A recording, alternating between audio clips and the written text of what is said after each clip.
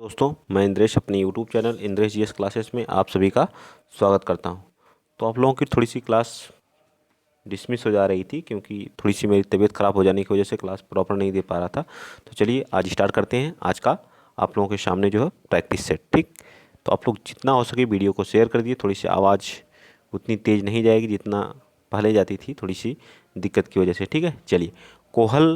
Kohler यह सिद्ध करना चाहता था कि सीखना क्या है, संज्ञानात्मक संकार्य है या स्वायत्त यादृच्छिक क्रिया है या एक ऐसी क्रिया है जिसमें व्यक्ति पशु से श्रेष्ठ होता है या पारिस्थितिकी के भिन्न अंगों का प्रत्यक्षीकरण है।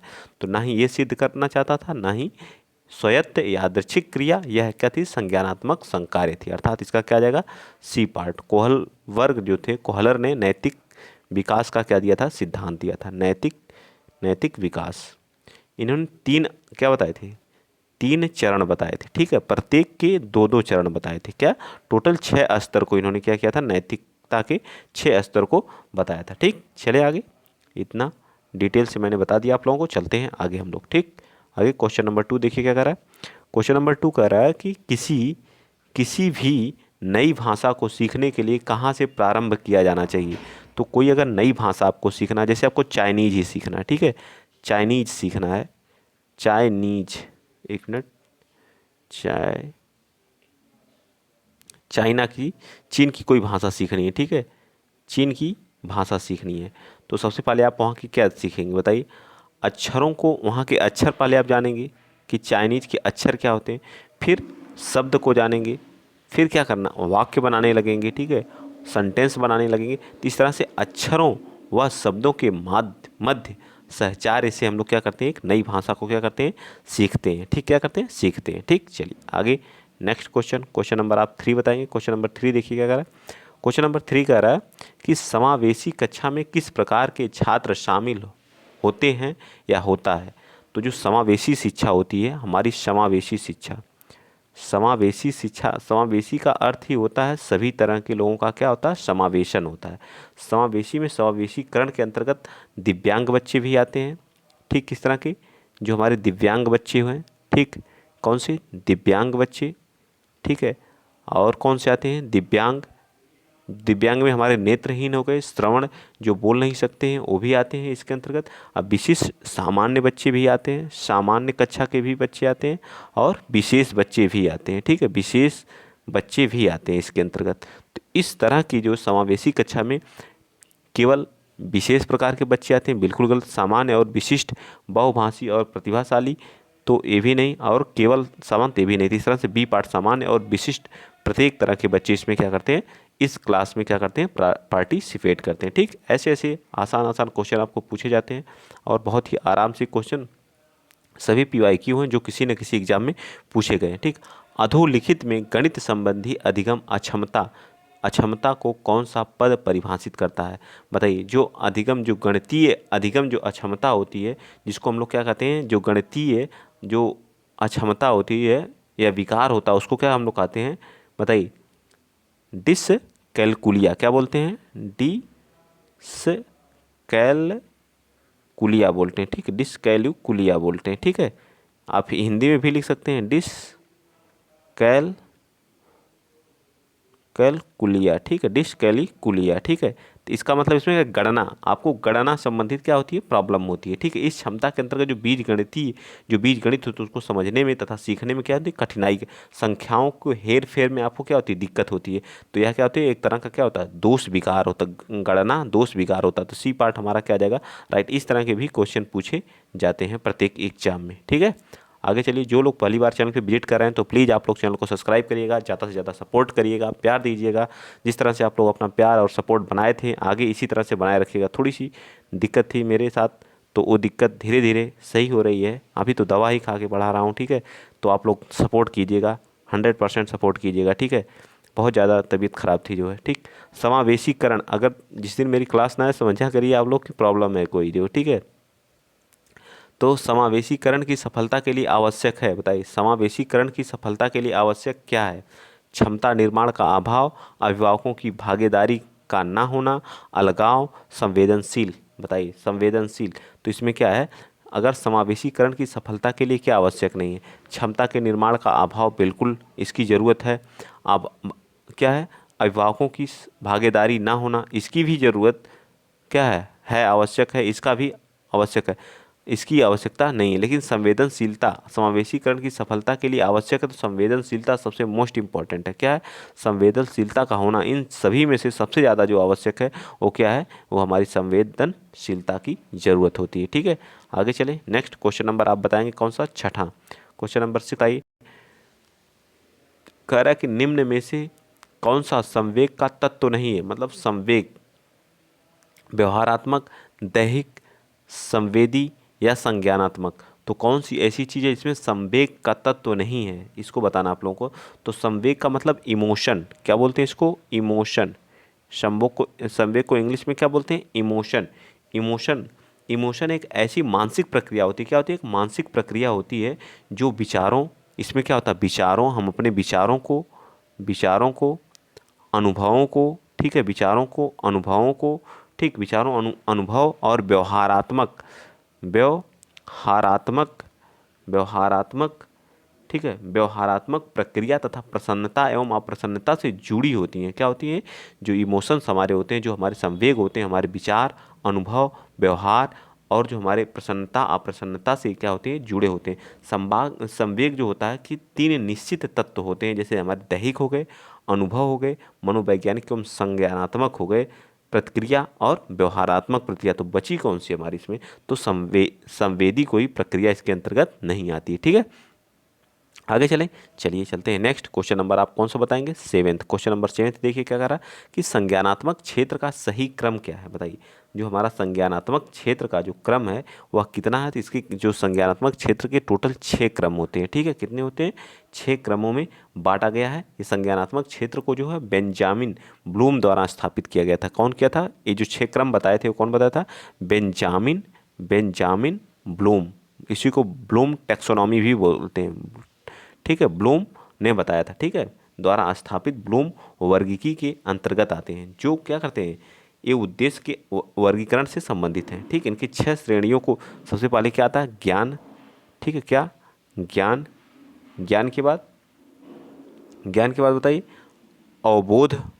क्या बोलते हैं? अवबोध। ठीक है, ज्ञान के बाद क्या आता है? अवबोध। देखिए किस ऑप्शन में?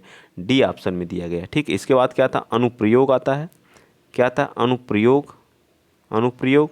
फिर क्या था? विश्लेषण, किसी चीज़ का विश्लेषण करना। ठीक है, विश्लेषण। फिर उसको संश्लेषण करना उसका, ये चीज़ आपको याद होनी चाहिए, संश्लेषण। फिर लास्ट में हम क्या करते हैं? किसी चीज़ का मूल्यांकन। आप किसी बच्चे के सबसे पहले ज्ञान को, फिर उसकी समझ कितनी है, फिर वो अनुप्रयोग कितना उसका करा, फिर उसका विश्लेषण, अलग अलग टुकड़ों में उसका विश्लेषण करेंगे, फिर संश्लेषण, पूरा इसका एक जगह क्या करेंगे? संश्लेषित करेंगे, फिर लास्ट में आप क्या करेंगे? उसका मूल्यांकन करेंगे। तो इस तरह से डी पार्ट हमारा क्या आ जाएगा? बिल्कुल राइट आ जाएगा। ठीक है, आई होप मैं ये जो ब्लूम टैक्सोनॉमी थी इसको समझाने में सफल रहा। एक बार और आप लोग देख लीजिए। ज्ञान के बाद बच्चे की समझ के बाद वह एप्लीकेशन, उसका प्रयोग, फिर उसके बाद क्या करेंगे? उसको टुकड़ों में उसका क्या करेंगे? विश्लेषण करेंगे, फिर उसको एक जगह पे उसका क्या संश्लेषित करेंगे, संश्लेषण करने के बाद उसका क्या कर देंगे? मूल्यांकन कर देंगे। आई होप आप लोगों को समझ में आ गया होगा। ठीक है, अगर समझ में आ रहा है तो प्लीज़ वीडियो को शेयर करिएगा, चैनल को सब्सक्राइब करिएगा। यह हमारे यूपी टेट और सी टेट दोनों के लिए इंपॉर्टेंट है। ठीक है, ब्लूम टैक्सोनॉमी। चलिए आगे चलते हैं। क्वेश्चन नंबर 8, निम्न में से कौन से अच्छे शिक्षण की विशेषता नहीं है? बताइए कौन से एक अच्छे शिक्षण की विशेषता नहीं है? अच्छे शिक्षण की प्रणाली जो है क्या होती है? प्रजातांत्रिक होती है, हमेशा क्या होती है? लोकतांत्रिक होती है, जनतांत्रिक होती है। ठीक है, एक अच्छा शिक्षण कैसा होना चाहिए? एक प्रजातांत्रिक होना चाहिए, लोकतांत्रिक होना चाहिए, जनता के हित के लिए होना चाहिए। ठीक है, और सभी के लिए समान और निष्पक्ष हमेशा होना चाहिए। एक अच्छा शिक्षण क्या होता है? किसी के साथ भेदभाव की भावना नहीं होनी चाहिए। ठीक है, ठीक, सहानुभूति तथा आवश्यक एवं जो वांछनीय सूचनाएं देने वाली होनी चाहिए। ठीक है, तो इस तरह से आप देखिए, स्वेच्छाचारी अथवा एकांतरिक नहीं होनी चाहिए। स्वेच्छाचारी तो कभी नहीं होनी चाहिए। जो शिक्षण प्रक्रिया हो आप अपने स्वेच्छा से तो नहीं कर सकते हैं। और सहानुभूति और वांछनीय सूचना देने वाली तथा जनतांत्रिक होनी चाहिए। ठीक है, तो इस तरह से इसका ए पार्ट बिल्कुल राइट हो जाएगा। हमसे क्या निगेटिव पूछा था। ठीक, तो मैंने सारी चीज़ें आपको बता दिया। जैसे अभिप्रेरण का प्रत्याशा सिद्धांत किसके द्वारा दिया गया था? जो अभिप्रेरण का मतलब क्या था? मोटिवेशन, ठीक है, क्या होता है? मोटिवेशन होता है, एक्सपेंटेंसी थियरी ऑफ द मोटिवेशन, ठीक है, विक्टर एवं ह्यूम द्वारा दिया गया था। किसके द्वारा? विक्टर एवं व्यूम द्वारा दिया गया था, ठीक। इसका भी ये पार्ट हमारा क्या आ जाएगा? राइट आंसर जाएगा। यह कब दिया गया था? तो 1964 में दिया गया था, ठीक। कब? 1964 में विक्टर और ह्यूम द्वारा दिया गया था। प्रत्याशा सिद्धांत के 3 घटक भी बताए गए थे। इसका प्रत्याशा का मतलब क्या होता है? एक प्रयास, ठीक है, प्रयास जिसको बोलते हैं प्रयास प्रदर्शन, ठीक है, प्रयास प्रदर्शन। दूसरे को क्या बोलते हैं? एक तो प्रयास हो गया, दूसरा हमारा क्या गया? साधन, ठीक है, क्या हो गया? साधन। साधन जिसमें साधन प्रदर्शन या परिणाम जिसको बोलते हैं, इनाम का मूल्य जिसको बोलते हैं इनाम। लास्ट में क्या था हमारा? इनाम, ठीक है, ठीक। तो याद रखिएगा, इनाम का मूल्य या परिणाम जिसको बोलते हैं या इनाम बोलते हैं, ठीक।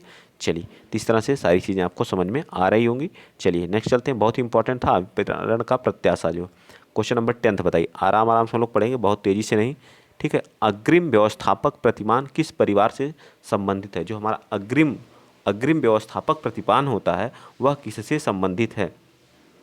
तो जो अग्रिम व्यवस्थापक प्रतिमान है वह हमारे व्यक्तित्व से, या सामाजिक, जो समाज के साथ हम अंतः क्रिया करके कोई चीज़ को सीखते हैं उससे है, या सूचना प्रक्रियाकरण से है, या हम व्यवहार जो परिमार्जन है उससे है? बताइए 10th का कौन सा राइट आंसर हो जाएगा? फटाफट बताइए आप लोग। मैं देख रहा हूँ कितने लोग बता रहे हैं, कितने लोग नहीं बता रहे हैं, ठीक है। तो जो है हमारा जो अग्रिम व्यवस्थापक प्रतिमान किस परिवार से संबंधित है? तो यह है जो हमारा सूचना प्रक्रियाकरण से है। किससे है? ए सी पार्ट हमारा क्या हो जाएगा? इसका राइट हो जाएगा। इसके जो वैज्ञानिक जिसको इन्होंने बताया था वो पॉल आशुवेल थे, ठीक है। कौन थे? पॉल आशुवेल थे, ठीक है, पॉल आशु, ठीक है, आशुवेल थे, ठीक, पॉल आशुवेल थे। और इन्होंने इसका प्रतिपादन जो 1960 में किया था। बस इतना आप लोग याद रखेंगे, ठीक है। इसमें क्या होता है? जो अग्रिम व्यवस्थापन कक्षा संचालक द्वारा दी जाने वाली एक क्या है? एक वह सूचना है जो छात्रों को नई आने वाली सूचनाओं को क्या करती है? व्यवस्थापित करने में क्या, जैसे कोई बच्चा नई सूचना ले रहा है, ठीक है, नई सूचना ले तो पुरानी को क्या करता है? किस तरह से व्यवस्थापित करता है, ठीक है, हस्तांतरित करता है, उसी को हम लोग क्या करते हैं? अग्रिम व्यवस्थापक प्रतिमान, ठीक है। तो सूचना प्रक्रियाकरण या पॉल आशुबेल ने दिया था। कब दिया था? 1960 में। ऐसे करके आप लोग याद रखेंगे, तो सी पार्ट उसका राइट। चलिए क्वेश्चन नंबर 11 बताइए आप लोग। कौशलों के हस्तांतरण के मतलब स्किल के ट्रांसफ़र के लिए कौन सा उपयोगी है? मतलब कोई स्किल एक दूसरे से ट्रांसफ़र करना है तो उसके लिए कौन सा इंपॉर्टेंट है? तो कौशल अंतरण एक गति है, ना कि उद्देश्य। बिल्कुल सही बात है। कह रहा है कि कौशल अंतरण एक क्या गति है, ठीक है, और यह ना कि क्या कोई उद्देश्य, ठीक है। हस्तांतरण के लिए यह उपयोगी है कि इस हस्तांतरण को एक गति समझा जाए, ना कि उद्देश्य, ठीक है, ठीक। ये तो 100% ए पार्ट क्या हो जाएगा? राइट हो जाएगा। चलिए क्वेश्चन नंबर 12 बताइए, निम्न में से कौन सा जो है शिक्षण का सूत्र नहीं है? बताइए इसमें से कौन सा शिक्षण का सूत्र नहीं है? तो मैं यहाँ पे आज इसके बारे में बता देता हूँ कौन सा शिक्षण का सूत्र नहीं है। कुछ मैं शिक्षण के सूत्र लिख रहा हूँ, आप लोगों को वहाँ पे क्या समझने की ज़रूरत है, ठीक। चलिए बताइए, तो जो पहला आप लोगों का शिक्षण सूत्र है, ठीक, मैं यहाँ लिखता हूँ, ज्ञात से हमेशा क्या होना चाहिए? ज्ञात से अज्ञात की तरफ, ठीक है, ज्ञात से अज्ञात, ठीक। ये क्या है? शिक्षण का सूत्र है, ज्ञात से अज्ञात, सरल से कठिन, सरल से कठिन, ये भी हमारा क्या है? शिक्षण का सूत्र है, ठीक, सरल से कठिन, ठीक। मैं थोड़ा इसको इधर कर दूँ, रुक जाइए 1 मिनट, इसको यहाँ पे लगा देता हूँ, ठीक है, ताकि पूरा स्पेस बचे। अब मैं लिखता हूँ, ठीक है, सरल से, लिखने में थोड़ी, सरल से कठिन की तरफ, ठीक है, सरल से कठिन की तरफ, ज्ञात से अज्ञात की तरफ। ये सारे आप लोगों को शिक्षण के क्या हमारे सूत्र हैं, ठीक है। हमेशा जो चीज़ें ज्ञात हो उससे अज्ञात की तरफ हमें बढ़ना चाहिए। स्थूल से सूक्ष्म की तरफ, ठीक है, स्थूल से सूक्ष्म की तरफ, ठीक, सूक्ष्म की ओर, ठीक है, यानी मूर्त से अमूर्त की ओर भी इसको लिख सकते हैं, ठीक है। हमेशा मूर्त का मतलब जिसको हम टच कर सकते हैं और जिसको न टच कर सकें, ठीक है, अमूर्त की ओर, ठीक है, अमूर्त की ओर, ये भी हो गया। विशेष से सामान्य की ओर, ठीक है, विशेष से, ये याद रखिएगा, इसी में लोग गलती करते हैं, विशेष से सामान्य की ओर, ठीक है, विशेष से सामान्य की ओर, ठीक। अनुभव से तर्क की ओर, ये भी हमारा क्या है? उसका सूत्र ही है, अनुभव से तर्क की ओर, ठीक है, अनुभव से हमेशा लॉजिकल की ओर, लॉजिकल रीजनिंग की तरफ चलना चाहिए। पूर्ण से अंश की ओर, ठीक है, पूर्ण से अंश की ओर चलना चाहिए, ठीक है। निश्चित अनिश्चित से निश्चित की तरफ, ठीक है। और क्या होता है, विश्लेषण से संश्लेषण की तरफ, टुकड़ों में पढ़ के फिर उसको इकट्ठा पढ़ना, एक जगह संश्लेषण करना, विश्लेषण से संश्लेषण की ओर, ठीक है, विश्लेषण से संश्लेषण की ओर, अनिश्चित से निश्चित की ओर, ठीक है। ये सभी हमारे सूत्र हैं, मैंने सारे बता दिया। अब आप इसका निगमन से अनिगमन की ओर, ये बिल्कुल हमारा इसका क्या है, ये नहीं है, तो यही हमारा क्या आ जाएगा, बाकी हमारे सभी सूत्र हैं, तो डी पार्ट इसका क्या हो जाएगा, राइट हो जाएगा, ठीक। आगमन से हमेशा निगमन की तरफ, पहले उदाहरण को फिर आप नियम को पढ़ेंगे, ठीक है। चलिए आगे चलते हैं, क्वेश्चन नंबर आप 13 यहाँ पे बताएंगे। क्वेश्चन नंबर 13 देखिए क्या कह रहा है, क्वेश्चन नंबर 13 कह रहा है कि सूक्ष्म शिक्षण चक्र का प्रथम पद होता है, जो हमारा सूक्ष्म शिक्षण होता है उसका प्रथम पद क्या होता है। तो सबसे पहले हम क्या करते हैं, योजना बनाते हैं, क्या करते हैं, प्लानिंग करते हैं, ठीक है। इसमें क्या करते हैं, प्लानिंग, ठीक है, PLANING, प्लानिंग करते हैं। इसी को हम क्या करते हैं, योजना बनाते हैं, ठीक है। योजना के बाद क्या करते हैं बताइए, योजना बनाने के बाद आप क्या करेंगे, योजना के बाद टीचिंग मतलब शिक्षण, ठीक है, क्या होता है, शिक्षण। इसके बाद क्या करेंगे, टीचिंग, ठीक है, TACHING, टीचिंग। फिर उसके बाद प्रतिपुष्टि, इसके बाद क्या आता है, फीडबैक, ठीक है, फीडबैक, ठीक, फीडबैक मतलब प्रतिपुष्टि, हिंदी में क्या बोलते हैं इसको, प्रतिपुष्टि।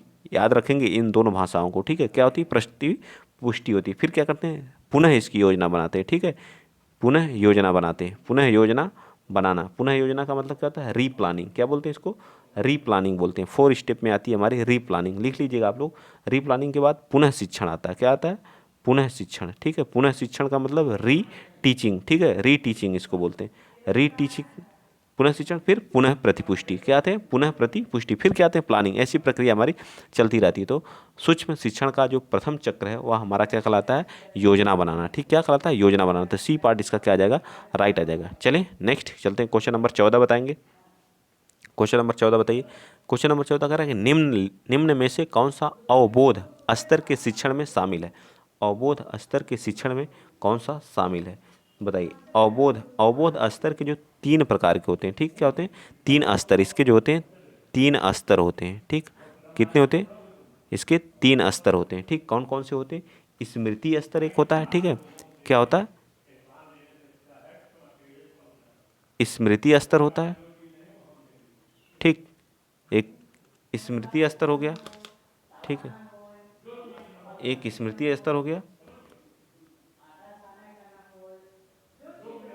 चलिए स्मृति स्तर के बाद कौन सा, बताइए, अवबोध स्तर हो गया, ठीक है, अवबोध, अवबोध स्तर, अवबोध स्तर, और एक क्या हो गया, चिंतन स्तर, ठीक, क्या हो गया, थोड़ी सी बैकग्राउंड में आवाज़ आ रही है तो उसको आप लोग नेगलेक्ट। तो हमारे 3 स्तर होते हैं, ठीक है। अवबोध स्तर में शामिल नहीं है, ये पूछा है, अवबोध स्तर में क्या शामिल नहीं है। तो शिक्षण के अवबोध स्तर के अंतर्गत शिक्षक, छात्र एवं पाठ्य वस्तु आती है। जो हमारा अवबोध स्तर होता है इसके अंतर्गत क्या आता है, शिक्षक आता है, शिक्षक आता है, ठीक है, छात्र आता है और पाठ्य वस्तु आती है, ठीक, क्या आती है, पाठ्य वस्तु आती है, ठीक, क्या आती है, पाठ्य वस्तु आती है। तो इसमें क्या था, कौन सा स्तर इसमें क्या है शामिल है, बताइए, कौन सा स्तर क्या है इसमें शामिल है। तो हमारा क्या, अन्वेषण, खोज भी हमारा इसी के अंतर्गत आती है, ठीक है, खोज भी हमारा क्या आता है, इसी के अंतर्गत आता है। केंद्रीकरण, आत्मसातीकरण, पृथक्करण, तुलना, वाक्य प्रयोग, विन्यास, अनुप्रयोग आदि चरण किसके अंतर्गत आते हैं,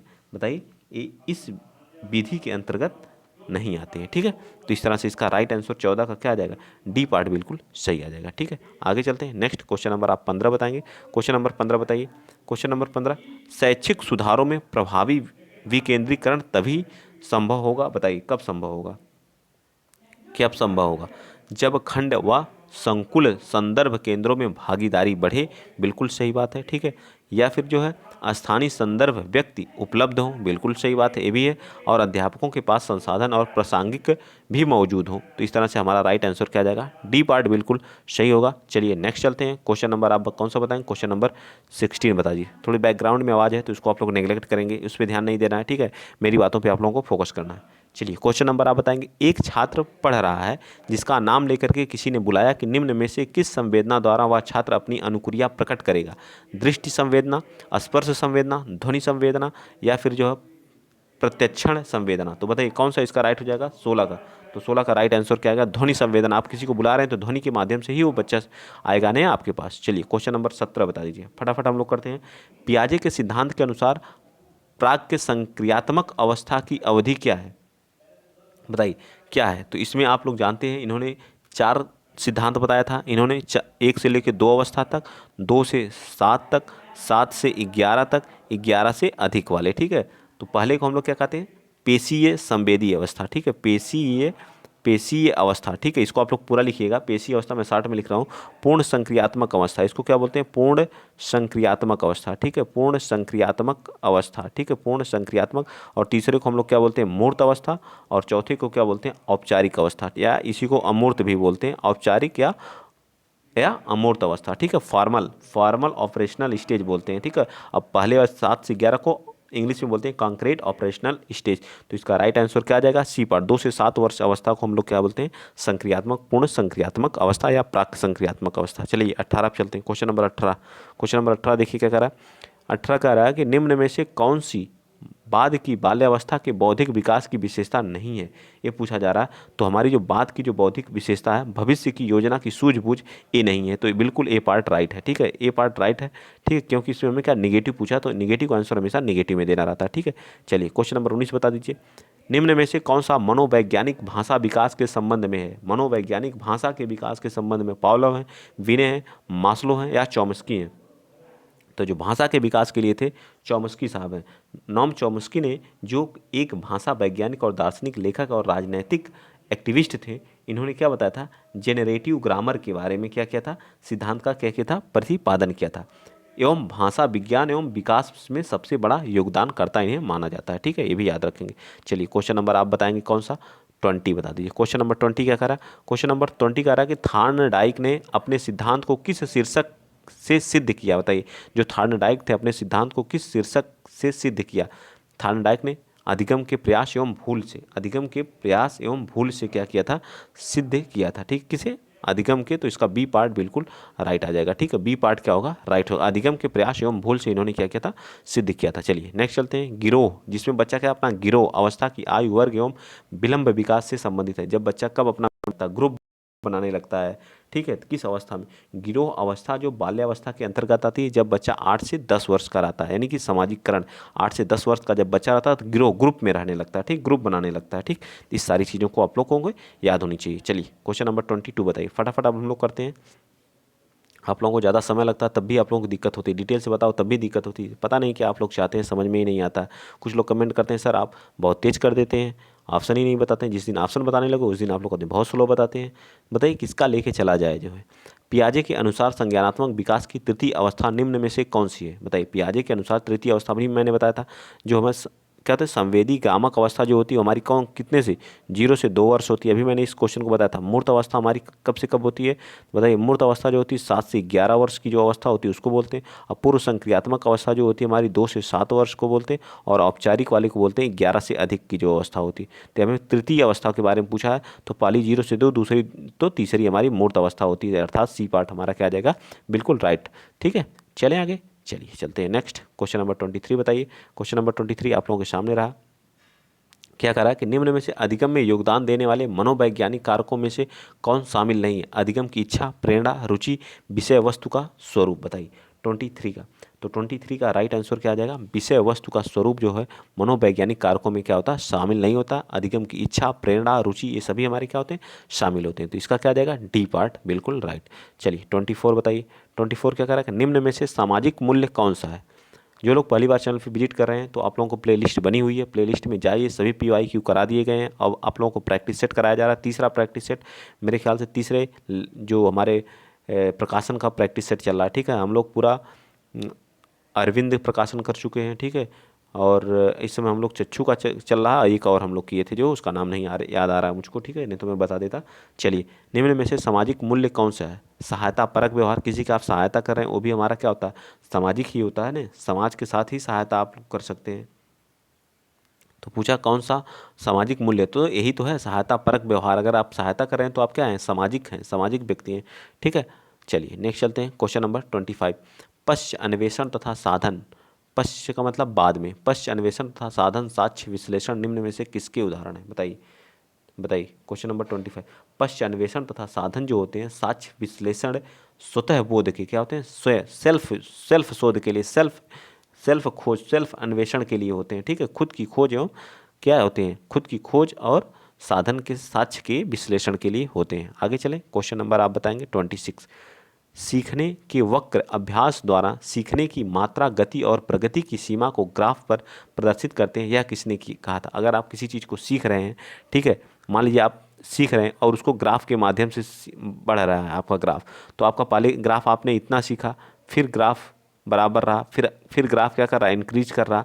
इसके माध्यम से जो इंक्रीज कर रहा है ग्राफ, तो आप क्या कर रहे हैं, सीख रहे हैं, किसी चीज़ को सीख रहे हैं कि नहीं, ठीक है, सीख रहे हैं तो आपका ग्राफ क्या कर रहा है, इंक्रीज कर रहा है, ठीक है, ग्राफ इंक्रीज कर रहा है। तो इसको किसने कहा था, ठीक, 1885 में जो है सर्वप्रथम जो अधिगम के वक्र की व्याख्या जो हरमैन ने किया था। कौन किया था, हरमैन और हेवी हाउस ने। कौन किया था, हरमैन और हेविंग हाउस द्वारा। तो इसका राइट आंसर सी पार्ट है, एविंग हाउस द्वारा किया गया था, ठीक है। तो ये चीज़ें आपको याद होनी चाहिए। चलिए आगे चलते हैं, नेक्स्ट क्वेश्चन नंबर आप बताएंगे 27 का। बताइए 27 का राइट आंसर क्या आ जाएगा। निम्न में से थॉर्नडाइक ने अधिगम के प्राथमिक नियमों को शामिल नहीं किया था। जो हमारे प्राथमिक नियम होते हैं उसको क्या किया था, शामिल नहीं किया था। तो सहचर्यात्मक हस्तांतरण का नियम को शामिल नहीं किया था, बल्कि जो प्रयास का नियम, प्रभाव का नियम, तत्परता का नियम, ये तीनों नियम क्या थे, थॉर्नडाइक द्वारा ही दिए गए थे। ये भी याद रखिएगा, ठीक, किसके द्वारा, थॉर्नडाइक। ये सभी नियम किसके, थॉर्नडाइक के, ठीक। चलिए नेक्स्ट चलते हैं, क्वेश्चन नंबर आप 28 बताएंगे। अनुकूलित अनुक्रिया सिद्धांत किसके अनुकूलन पर बल देता है। जो अनुकूलित जो होता है यह किसके, अनुकूलित प्रक्रिया सिद्धांत व्यवहार के अनुकूलन पर बल देता है। किसके, व्यवहार के, हमेशा किसके, व्यवहार पे, ठीक है। चलिए आगे चलते हैं, नेक्स्ट क्वेश्चन नंबर आप बताएंगे 29। ये दोनों हमारे लास्ट क्वेश्चन है, इन दोनों क्वेश्चन को बताइए और आप बताएंगे कि क्लास करने में कैसा आप लोगों को फील होता है, मज़ा आता है कि नहीं। अगर अच्छा लगता है तो आप लोग चैनल को सब्सक्राइब करिए। आप लोगों को मैं यहीं से 130 प्लस लाने के लिए मोटिवेट भी करता हूं और आप लोगों को आएंगे भी। खुद मेरे जो है 120 और 120 नंबर आए हैं सीटेट में जो है, ठीक है, सीटेट में 120 नंबर इस बार सिर्फ प्रैक्टिस सेट, सिर्फ ओनली प्रैक्टिस सेट PYQ करके जो है, ठीक है, कोई बुक नहीं, कोई नोट्स नहीं, कुछ भी नहीं, जो है सिर्फ प्रैक्टिस सेट से, ठीक है। इतना प्रैक्टिस करा दे रहा हूँ कि आप लोगों के 100% 120 125 आ जाएंगे, ठीक है। चलिए 29 का बताइए, 29 का क्रिया प्रसूत अनुबंधन का दूसरा नाम नैमित्त अनुबंधन है। बताइए 29 का, तो इसका क्या है, नैमित्त अनुबंधन, ठीक है, नैमित्त। इसका क्रिया प्रसूत को नैमित्तिक अनुबंधन भी कहा जाता है, याद रखिएगा। प्रसूत सिद्धांत स्किनर द्वारा दिया गया था। ये सिद्धांत जो किसके द्वारा दिया गया था, तो स्किनर के द्वारा, स्किनर के द्वारा, ठीक है, याद रखिएगा इसको भी, ठीक। चलिए आगे चलते हैं, आज का लास्ट क्वेश्चन बताएंगे। निम्न में से अधिगम की एक विशेषता नहीं है। अधिगम की एक विशेषता नहीं, कौन सी, अधिगम का अवलोकन प्रत्यक्ष रूप से किया जा सकता, एक गलत है। यही हमारी क्या, अधिगम की विशेषता नहीं है, तो यही जो गलत है वही हमारा क्या होना चाहिए, क्योंकि हमसे नहीं पूछा है। और बाकी हमारे सभी क्या है, ये अधिगम की क्या है, विशेषता। सभी जो तीनों लिखे गए हैं ये हमारी क्या है, अधिगम की क्या है, विशेषता है, ठीक। तो आई होप, मैं आशा करता हूँ कि सारे क्वेश्चन आपको समझ में आया होगा और मुझको पढ़ाने में भी बहुत मज़ा आता है। तो आप लोग अगर सपोर्ट करेंगे तो और मज़ा आएगा, ठीक है। CDP आपको पर डे क्लास मिलती है, तो आप लोग थोड़ा शेयर कर दिया करिए भाई, हमें भी सपोर्ट करिए, ठीक। अगर आप लोगों को अच्छा लगता है तो आप लोग तो देखते ही हैं, बड़े बड़े लोगों को सपोर्ट करते हैं, तो छोटे से यूट्यूबर को भी आप लोग सपोर्ट करते हैं, ठीक। मेरी शौक़ है सिर्फ आप लोगों को बताना, जिस तरह से मेरे अच्छे नंबर आ रहे हैं उस तरह से आपके भी नंबर आए, ठीक। बस इतना ही है, मुझे पैसा नहीं कमाना है, ठीक है, बस सिर्फ शौक़ है, जो है एक शौक़ है, उसको लेके चलना है, ठीक। मैं अपनी पढ़ाई से सारी चीज़ें निकाल करके फिर आप लोगों को वीडियो बनाता हूँ। आप लोग जो लोग बनाते होंगे या पढ़ते होंगे उनको पता है वीडियो बनाने में कितना समय लगता है, कितना एडिट करने में, सारी चीज़ों को, ठीक है। तो आज के लिए इतना ही। जय हिंद, जय भारत।